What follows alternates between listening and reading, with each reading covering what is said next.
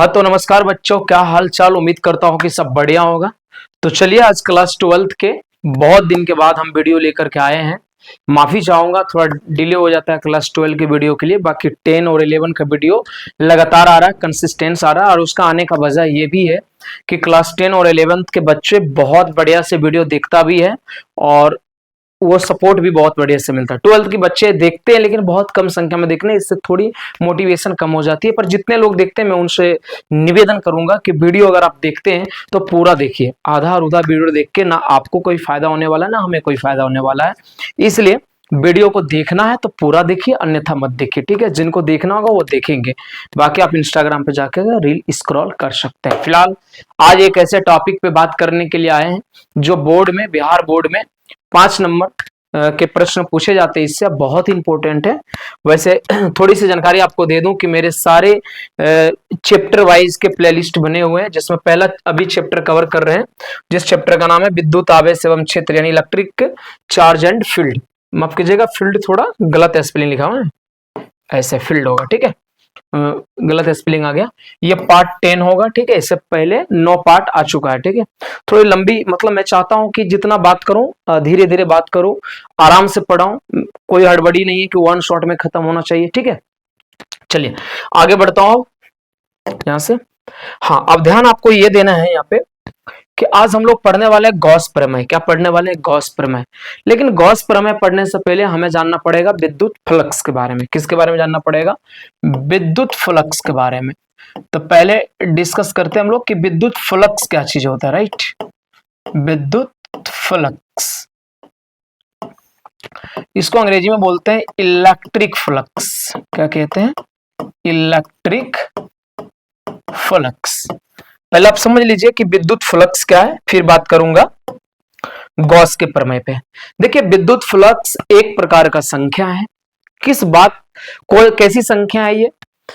किसी बंद पृष्ठ से होकर गुजरने वाली कुल विद्युत क्षेत्र रेखाओं की संख्या है। मतलब कोई अगर एक बंद पृष्ठ है तो उस बंद पृष्ठ से होकर कुल कितनी रेखाएं गुजर रही है, कुल विद्युत क्षेत्र रेखाओं की संख्या कितनी गुजर रही है, ये जानने के लिए एक भौतिक राशि बनाई गई है, जिस भौतिक राशि को क्या कहते हैं? विद्युत फ्लक्स कहते हैं। क्या कहते हैं? विद्युत फ्लक्स। यानी कोई बंद पृष्ठ है और उस बंद पृष्ठ से होकर कुल कितने विद्युत क्षेत्र रेखाएं गुजर रही है, उसको हम कहते हैं विद्युत फ्लक्स। जैसे मान लिया जाए कि यहां पर एक कोई पृष्ठ है, बंद पृष्ठ है, और इस बंद पृष्ठ से कुछ विद्युत क्षेत्र रेखाएं क्या हो रही है? गुजर रही है। इससे होकर के कुछ विद्युत क्षेत्र रेखाएं क्या हो रही है? गुजर रही है। अब इस बंद पृष्ठ से कुल कितनी विद्युत क्षेत्र रेखाएं गुजर रही है, उसको हम कहते हैं विद्युत फ्लक्स। वैसे विद्युत फ्लक्स को हम डिनोट करते हैं फाई से। विद्युत फ्लक्स को किससे डिनोट करते हैं? फाई से। विद्युत फ्लक्स को डिनोट करते हैं फाई से। इसका सूत्र होता है ई डॉट ए। विद्युत फ्लक्स एक अदिश राशि है, क्योंकि एक संख्या को निरूपित करता है, इसलिए एक अदिश राशि है। ई क्या है? विद्युत क्षेत्र की तीव्रता। और ए यहाँ क्या है? क्षेत्रफल सदिश है। एक स्टेप आगे अगर हम बढ़े तो फाई का सूत्र बनेगा ई ए कॉस थीटा। अगर हम वेक्टर हटा दें तो यहाँ पे जो लगने वाला है डॉट के वजह से, वो क्या लगने वाला है? वो लगने वाला है कॉस थीटा, राइट। यानी इसका सूत्र बन जाएगा ई ए कॉस थीटा। यानी डॉट हटता है तो क्या लगता है? Cos theta. क्रॉस हटता है तो क्या लगता है? Sine theta. ये बात आपकी जानकारी में होगी, ठीक है। ये हो गया विद्युत फ्लक्स का सूत्र। अगर विद्युत फ्लक्स में अगर हम छोटा यानी अल्पांश विद्युत फ्लक्स की बात करूं, डी फाई की, डिफरेंशिएट फ्लक्स की बात करूं, अल्पांश फ्लक्स की बात करूं, तो डी फाई बराबर क्या हो जाएगा? ई इंटू एरिया भी क्या हो जाएगा? छोटा, D A into cos theta. ये छोटा फ्लक्स के लिए सूत्र बन जाएगा। यानी डी फाई, अगर इसका आगे हम डी लगाते हैं, मतलब छोटा फ्लक्स लेते हैं, अल्पांश फ्लक्स लेते हैं, तो क्या हो जाएगा? E into D A. D A मतलब एरिया भी छोटा ले रहे हैं। थोड़ा परिचय यहां पे मैं लिख दूं कि ई क्या है? ई है विद्युत क्षेत्र की तीव्रता। ई क्या है? विद्युत क्षेत्र की तीव्रता है। ई क्या है? विद्युत क्षेत्र की तीव्रता, ठीक है। ए क्या है? क्षेत्रफल सदिश। जरा ये भी जान ले, क्षेत्रफल वेक्टर है। क्षेत्रफल सदिश का मतलब क्या हुआ? देखिए, क्षेत्रफल सदिश। देखिए क्षेत्रफल सदिश का मतलब किसी भी क्षेत्र के लंबवत जो होती है ना उसकी सदिश होती है। जैसे मैं अगर आपको बताऊं, ये एक पृष्ठ है, ये एक पृष्ठ है, तो ये एक अगर एक पृष्ठ है तो इसके लंबवत मतलब ये क्या हो जाएगा, ये हो जाएगा क्षेत्रफल सदिश। मतलब इस वाले क्षेत्रफल का क्षेत्रफल सदिश का डायरेक्शन क्या होगा, ये होगा। अगर मैं इस पृष्ठ को ऐसे कर देता हूं तो इसके पृष्ठ क्षेत्रफल सदिश कौन होंगे, ये होंगे। अगर मैं इसको तिरछा कर देता हूं तो इसके कौन होंगे, ये होंगे। मतलब कोई भी क्षेत्र है तो उसके जो लंबवत होते हैं वो क्या होते हैं, क्षेत्रफल सदिश होते हैं। चलिए बहुत बढ़िया बात, उसको क्या कहते हैं, क्षेत्रफल सदिश कहते हैं। बहुत अच्छा। और थीटा क्या है, थीटा है ई एवं क्षेत्रफल सदिश के बीच का कोण। क्षेत्रफल के बीच का नहीं, क्षेत्रफल सदिश के बीच का कोण। ठीक बात, यहां तक की बात आप समझ गए।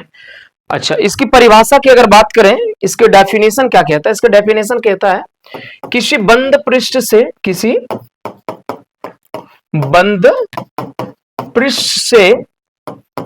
गुजरने वाली, किसी बंद पृष्ठ से गुजरने वाली कुल विद्युत क्षेत्र रेखाओं की संख्या को, विद्युत क्षेत्र रेखाओं की संख्या को, विद्युत क्षेत्र रेखाओं की संख्या को क्या कहते हैं, विद्युत फ्लक्स कहते हैं। क्या कहते हैं सर, विद्युत फ्लक्स कहते हैं। ठीक बात। यानी किसी बंद पृष्ठ से, एक बार फ्रेम देख लो जरा कहीं गड़बड़ ना हो जाए। चलिए ऑल राइट। यानी विद्युत क्षेत्र रेखा कुल कितनी गुजर रही है किसी भी फ्लक्स से, किसी पृष्ठ से, इसको क्या कहते हैं, विद्युत फ्लक्स कहते हैं। अगर इसका मात्रक की बात करें तो मात्रक क्या आएगा, ई का मात्रक होता है न्यूटन प्रति कूलम, और एरिया का होता है मीटर स्क्वायर। तो क्या हो गया, न्यूटन मीटर स्क्वायर प्रति कूलम, यानी न्यूटन मीटर स्क्वायर, सी ऊपर आएगा, सी इनवर्स हो जाएगा। ठीक है, यहां तक की बात आपको समझ में आता है। चलिए इसका आप एक स्क्रीनशॉट ले लीजिए, फिर मैं आगे बढ़ूंगा गॉस प्रमेय की ओर। चलिए अब आते हैं हम लोग गॉस प्रमेय पे, है ना। कौन सा प्रमेय, गॉस प्रमेय। क्या कहता है गॉस प्रमेय, देखिए गॉस प्रमेय क्या कहता है, अभी जो हम लोग फ्लक्स निकाल रहे थे ना, फाई बराबर ई ए कॉस थीटा, इसी को उन्होंने संक्षिप्त में कहा है। क्या कहा है, उन्होंने बोला है कि मुक्त स्थान में किसी बंद पृष्ठ में कुल फ्लक्स जो होगा वो उसमें उपस्थित कुल आवेश और 1/ε0 के गुणनफल के बराबर होगा। बात आपको समझ में नहीं आया होगा। जैसे ये मान लीजिए आप, जैसे आप मान लो कि एक बंद पृष्ठ आपके पास है। क्या है सर, आपके पास एक बंद पृष्ठ है। हाँ चलिए मान लेते हैं ये क्या है, आपके पास बंद पृष्ठ है। ठीक है, और इस बंद पृष्ठ में ये जो गोला आप देख रहे हैं, इस बंद पृष्ठ में मान लीजिए आपके पास कुल चार्ज है Q। कितना चार्ज है, कुल Q चार्ज है। ठीक है, अब इस बंद पृष्ठ का कुल फ्लक्स कितना होगा, तो गॉस कहते हैं कि इसकी जो फ्लक्स होगा ना, इसमें कुल उपस्थित आवेश यानी Q, और इसमें गुना कर दो 1/ε0। यही है गॉस का प्रमेय। मतलब किसी बंद पृष्ठ में कुल उपस्थित आवेश और 1/ε0 को अगर गुना कर दें तो हमें पता चल जाएगा कि उसका फ्लक्स का मान कितना है। बात समझ में आया। लेकिन मुक्त स्थान में होना चाहिए, यानी 3D में कोई आकृति होना चाहिए। क्या होना चाहिए, 3D में कोई आकृति होना चाहिए। गॉस प्रमेय के अनुसार से अगर बात को लिखा जाए तो क्या लिखा जाएगा, किसी बंद पृष्ठ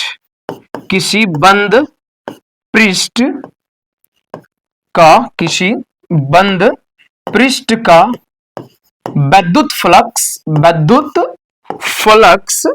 विद्युत फ्लक्स बोले तो फाई, उसमें उपस्थित, किसमें, उस बंद पृष्ठ में, उसमें उपस्थित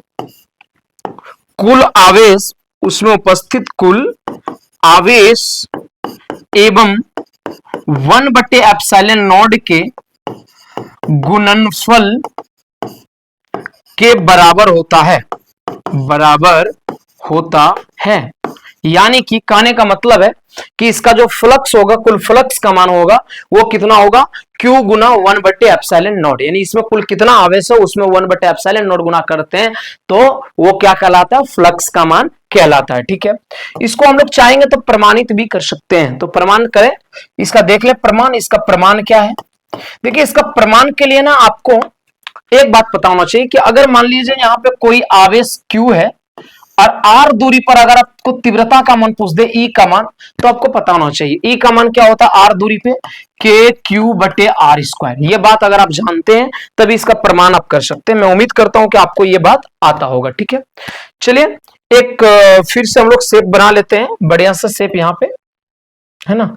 चलिए ये एक बंद पृष्ठ बना लिए और इस बंद पृष्ठ के अंदर हम लोग क्या करते हैं, एक आवेश ले लेते हैं। माना कि एक आवेश है Q, ठीक है, इसकी त्रिज्या हमने ले लिया R, ठीक है, त्रिज्या क्या ले लिया R।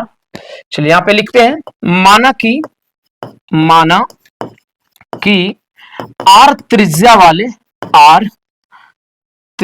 वाले एक बंद पृष्ठ है, एक क्या है, बंद पृष्ठ है, जिसमें एक बंद पृष्ठ है जिसमें Q आवेश क्या है, स्थित है, जिसमें क्या है बताओ, Q आवेश स्थित है। ठीक बात, यहां तक की बात समझ में आ गई। जिसके अंदर कौन सा आवेश स्थित है, Q आवेश स्थित है। ठीक है, अब हमें क्या करना है, सबसे पहले हम तीव्रता देख लेते हैं। E बराबर क्या हो जाएगा, इस Q के कारण R, यहाँ पे तीव्रता E का मान क्या हो जाएगा, यहाँ पे इस पॉइंट पे क्या हो जाएगा E का मान, KQ/R²। सही है, KQ/R², इस डायरेक्शन में हो जाएगा, राइट, बहुत बढ़िया। चलिए यहां पर हम एक कल्पना कर लेते हैं अल्पांश क्षेत्रफल की, छोटा सा क्षेत्रफल की, DA की, एक छोटा सा क्षेत्रफल, एक छोटा सा एरिया की कल्पना कर लिए DA की, और इसका पृष्ठ, ये एरिया वेक्टर किधर होगा, सेम डायरेक्शन में, यानी थीटा कितना हो जाएगा, 0। थीटा कितना हो जाएगा, 0। चलिए अब हम फ्लक्स निकालते हैं सूत्र से। फ्लक्स के सूत्र क्या कहता है, डी फाई बराबर, अभी तुरंत पढ़े थे, E into DA cos theta. ठीक बात, अब देखिएगा, डी फाई बराबर E into DA cos theta, theta का मान कितना, 0 डिग्री। बहुत बढ़िया, देखिए डी फाई बराबर क्या हो जाएगा, E का E दे दिया इंटू DA और cos 0 का मान 1। दोनों तरफ समाकलन करने पर इधर भी इंटीग्रेशन लगा दो, इधर भी इंटीग्रेशन लगा दो, इंटीग्रेशन डिफरेंशिएशन गुणा के खत्म हो गया, क्या बच गया, फ्लक्स। E बाहर हो जाएगा, E क्या बच गया, DA। कोई परेशानी नहीं। फाई बराबर E का फॉर्मूला क्या होता है, KQ/R²। देखिए DA पूरा होगा तो गोला का पृष्ठ क्षेत्रफल हो जाएगा। गोला का पृष्ठ क्षेत्रफल होता है 4πr²। क्या होता है, 4πr²। ठीक है, तो फाई बराबर K का मान क्या होगा, 1/4πε0 इंटू Q/R²। ठीक है, अब गुना 4πr², 4 से 4 कट गया, पाई से पाई कट गया, R² से R² कट गया। बताइए फाई बराबर क्या बच गया, Q/ε0।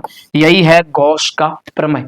तो आज के लिए ये इतना ही रहेगा। आप इसका स्क्रीनशॉट लेकर के नोट्स बनाइए और एग्जाम की तैयारी करिए। ये वीडियो कैसा लगा आप कमेंट में जरूर बताइएगा। वीडियो को लाइक करिएगा और अपने दोस्त मित्र के साथ साझा कीजिएगा। फिर हम अगले इसके अनुप्रयोग को लेकर आऊंगा, गॉस प्रमेय का अनुप्रयोग को पढ़ाऊंगा। उसके बाद ये चैप्टर 1 कंप्लीट आपका हो जाएगा। अगर अभी तक आपने व्हाट्सएप या टेलीग्राम चैनल ज्वाइन नहीं किया है तो लिंक डिस्क्रिप्शन में दिया गया है, जाके ज्वाइन कीजिए। फिर मिलते हैं नए वीडियो के साथ, तब तक जय हिंद, जय भारत।